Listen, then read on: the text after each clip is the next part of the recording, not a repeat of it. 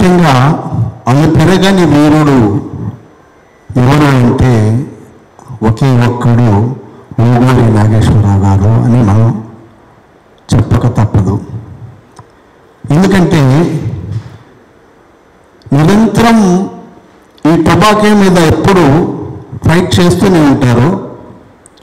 ప్రతి సంవత్సరం మే 1 నుండి మే 31 వరకు వారు ప్రతిరోజు ఏదో ఒక గల్లీలో, ఏదో ఒక రైల్వే స్టేషన్లో, ఏదో ఒక బస్ స్టాండ్లో, ఎక్కడో ఒక్కడ ఎర్లీ మార్నింగ్ అయితే పార్క్ వాకింగ్ చేస్తున్న అక్కడ పార్క్ దగ్గర బ్యానర్ పట్టుకొని ఆయన నిలబడి ప్రచారం చేయటం అనేది నిజంగా చాలా గొప్ప విషయం నేను ఈ సందర్భంగా తెలియజేస్తున్నాను.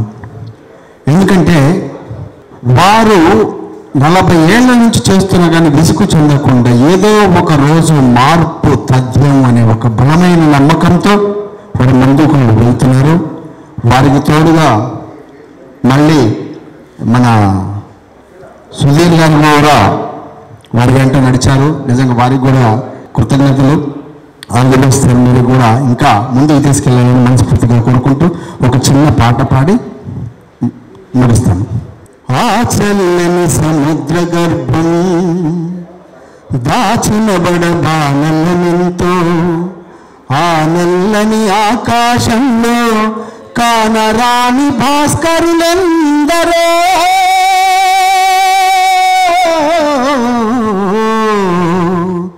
ఆ చల్లని సముద్ర గర్భం దాచిన బడబానలమెంతో, ఆ నల్లని ఆకాశంలో కానరాని భాస్కరులెందరో,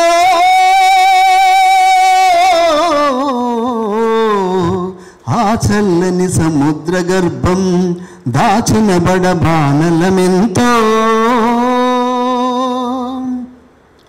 భూగోళం పుట్టుక కోసం రాలిన సురగోళాలెన్నో, భూగోళం పుట్టుక కోసం రాలిన సురగోళాలెన్నో, ఈ మానవ రూపం కోసం జరిగిన పరిణామాలెన్నో.